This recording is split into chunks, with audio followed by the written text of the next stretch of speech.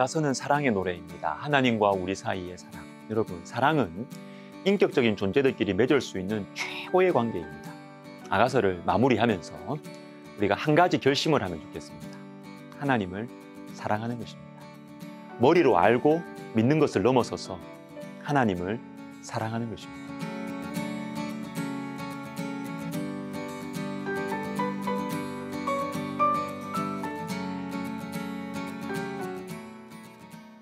아가서 8장 10절을 보시면 화평을 얻은 자라는 말씀이 있습니다. 나는 그가 보기에 화평을 얻은 자 같구나. 아가서의 마지막 부분입니다. 여러분, 사랑의 마지막 열매가 뭐냐? 화평입니다. 화평. 처음 연애 시절의 그 뜨거움, 열정도 좋지만요, 사랑의 마지막 열매는 평안인 것입니다. 사랑하는 시청자 여러분, 주님의 사랑을 받으면 마음에 평안이 찾아옵니다. 우리를 둘러싼 형편은 변덕스럽죠. 불안이 안과 밖에 생깁니다. 그러나 여러분, 전능하신 분, 그리고 영원히 나를 떠나지 않으시는 분과 친밀하게 되면 세상이 줄 수 없는 최고의 평안을 가질 수 있습니다. 시편 131편 2절은 영혼의 평온함과 고요함을 그림 같은 장면으로 보여줍니다. 실로 내가 내 영혼으로 고요하고 평온하게 하기를 젖된 아이가 그의 어머니 품에 있음 같게 하였나니 내 영혼이 젖된 아이와 같도다. 그런데 왜 젖된 아이를 통해서 평안함을 보여주실까요? 아기 젖대는 거 보셨습니까? 제 둘째 아이가요, 모유 수유를 해서 젖댈 때 굉장히 힘들었습니다.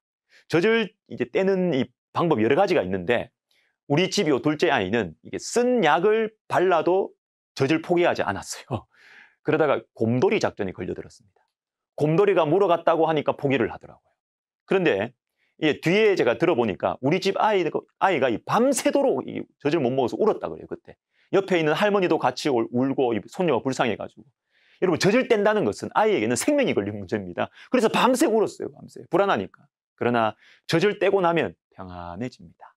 젖을 떼기 전에는 엄마가 주는 젖 냄새가 아이를 끌어당겨요. 그러나 젖을 떼고 나서 엄마 품에 다 안겨 있으면 불안하지 않습니다. 평안합니다. 엄마가 주는 젖 때문이 아니라 엄마 품의 따뜻함 그 자체가 좋아서 안겨 있는 것이죠. 젖보다 엄마 자체가 좋은 것입니다. 그래서 성도들이 누리는 이 평안함의 본질은 하나님 자체로 만족하는 것입니다. 온전한 사랑이 주는 평안함이죠. 하나님 자체로 감사하는 것입니다. 이제는 의심하지 않습니다. 불안하지 않습니다. 하나님의 사랑을 확신하기 때문입니다. 하나님의 사랑이 변하지 않을 것을 믿기 때문입니다. 우리 예수님께서도 십자가라고 하시기 전에 사랑하는 제자들에게 평안을 주십니다. 요한복음 14장 27절, 평안을 너희에게 끼치노니 곧 나의 평안을 너희에게 주노라. 내가 너희에게 주는 것은 세상이 주는 것과 같이 아니하니라. 너희는 마음에 근심하지도 말고 두려워하지도 말라. 근심하고 두려워하는 제자들에게 예수님은 평안을 주십니다. 그런데 나의 평안이라고 강조해서 말씀하시죠. 세상이 주는 평안이 아니라 나의 평안이라고, 세상의 평안과 다르다고 하십니다. 그러면 예수님의 평안이 무엇일까요? 다양한 해석들이 있겠지만 바로 앞절의 말씀과 연결시키는 것이 제일 안전한 해석입니다. 26절, 보혜사 곧 아버지께서 내 이름으로 보내실 성령, 그가 너희에게 모든 것을 가르치고 내가 너희에게 말한 모든 것을 생각나게 하리라. 하나님께서 예수님의 이름으로 보내시는 성령, 예수님께서 말씀하신 모든 것을 생각나게 하시는 성령이 바로 주님의 평안의 핵심입니다. 여러분, 근심하고 계십니까? 두려워하고 계십니까? 주님의 평안이 필요합니다. 세상이 주는 가벼운 평화가 아니라 주님의 평안, 즉 성령을 구해야 할 때입니다. 주님, 제가 너무 불안해요. 성령을 주옵소서. 참된 평안은 하나님으로부터 나옵니다. 그러면 왜 참된 평안은 하나님으로부터 올까요? 왜 하나님만이 참된 평안을 주실 수 있습니까? 히브리서 13장 20절을 읽어드립니다. 양들의 큰 목자이신 우리 주 예수를 영원한 언약의 피로 죽은 자 가운데서 이끌어내신 평강의 하나님이, 이 말씀을 잘 보십시오. 마지막에 평강의 하나님이라는 표현이 나옵니다. 그런데 앞부분에서 평강의 하나님에 대해서 설명을 해주십니다. 우리 주 예수를 영원한 언약의 피로 죽은 자 가운데서 이끌어내신 평강의 하나님이십니다. 여러분, 하나님께서 평강의 하나님이 되시는 이유는 예수님을 영원한 언약의 피, 즉 십자가로 말미암아 죽은 자 가운데서 이끌어내셨기 때문입니다. 여러분, 참된 평안은 십자가와 부활에서 나옵니다. 십자가와 부활은 영원한 생명의 문제를 해결해 주십니다. 죽음의 문제, 영생의 문제가 해결되지 않았는데 무슨 평안이 있겠어요? 영원한 생명에 대한 결론이 나지 않은 채 노래하고 맛있는 거 먹으면서 웃고 즐기는 것은 시한부 환자가 잠시 휴가를 즐기는 것과 같은 것입니다. 영원한 생명의 문제가 정리되고 해결되어야 참된 평안이 시작됩니다. 참된 평안은 십자가와 부활에서 나오는 것입니다. 그래서 불안할 때 십자가를 마음으로 바라보는 연습을 하면 좋을 것 같습니다.